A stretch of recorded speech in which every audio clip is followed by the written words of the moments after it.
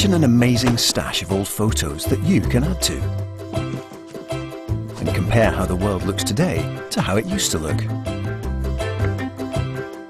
Well, that's what History Pin is.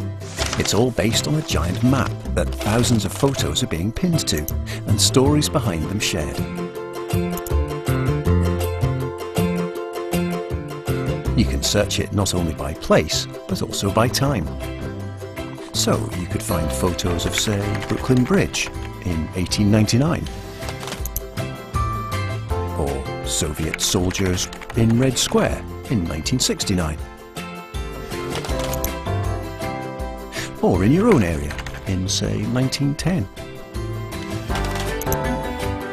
You can even compare the photos to how the world looks today in Street View. So have a look yourself. Explore the world's history and add a piece of your own. Together we can collect all the old photos in dusty attics and all the stories in wise old heads and create a digital history of the world. History Pin, from We Are What We Do, in partnership with Google.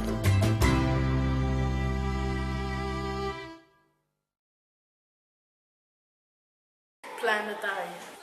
The boys' brief was to plan a complete workshop for senior citizens in the community, and the idea was that they had to plan every aspect of it and run it themselves.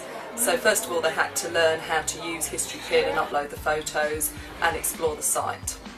So having planned the day, the senior citizens were invited in, and we used all our contacts from governors and community groups. And the boys had to sort of welcome them and plan icebreaker activities to make them feel at ease, and opportunities to introduce each other. They then presented all about History Pin and the rationale behind it and how it was going to bring different generations together, and that the older people were the ones with all the memories and the old photographs and the stories, and that the younger people would have the sort of digital know-how to be able to upload these photographs and pin them onto a digital map of the world.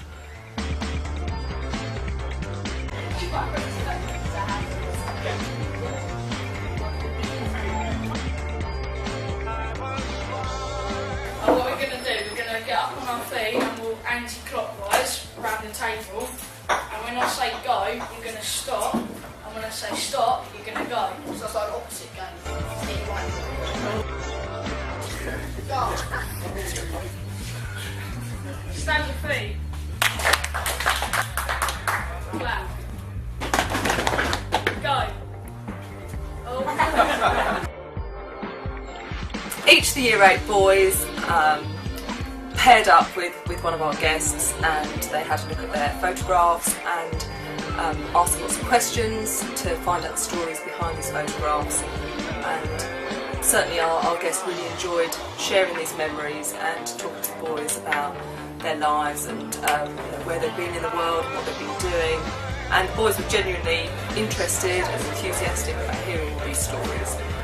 They then took the photographs off to be scanned, and while they were waiting for those to come back and be stored somewhere centrally where they could all access them in order to pin them onto History Pin, they explored the History Pin website with their older guests, and they searched for things using keywords or places, or they asked the older people where they went to school or where they grew up or where they'd like to see, and had a good period of time exploring the site, navigating the website, having a look at Google Street View and really showing them how that all worked.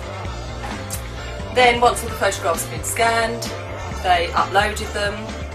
Together they wrote the story behind the photographs and pinned those onto History Pin.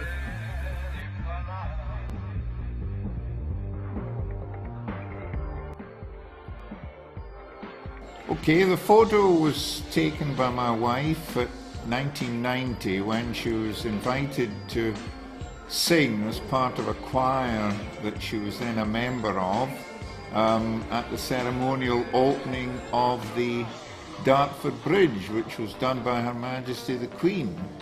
And the photo is actually taken from the Kent side prior to the official opening. You can tell that because there's no traffic on the bridge. I chose it because it was the biggest tank that Britain ever built, which was to oppose the Russian S-31, which was also a big one.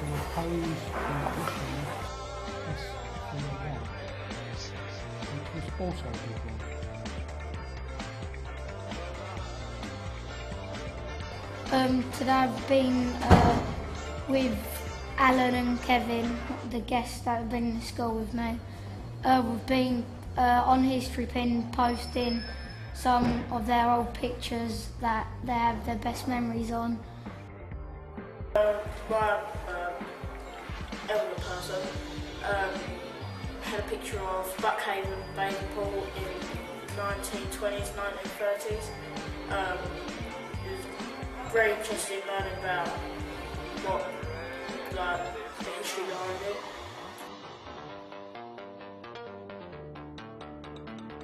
Overall, the History Pin workshop was a great success. The boys felt a huge sense of achievement from having planned every aspect of this day for older members of our community, and they ran it really, really well. They were enthusiastic and engaged throughout. They genuinely enjoyed hearing all the stories behind the photographs and were bubbly and full of enthusiasm after our guests had left and said how doing this sort of workshop has really brought some history alive for them, and that they'd surprised themselves how interested they'd been in our older visitors and how in return they'd been interested in what our boys had to say, and that they felt that they'd really sort of learned how to have proper conversations with people that they'd never met before. And feedback from our visitors has been equally positive. They've all offered to come in again. They thought our boys were great ambassadors for the school, and they thought History Pin was a fabulous idea. So there's certainly more workshops that we're going to run here. There are so many ways that we could use History Pin in school, obviously enriching our history curriculum, but also for literacy activities, creative writing activities, engaging students with writing by looking at the sort of stories behind their own photographs or perhaps photographs from the History Pin site itself.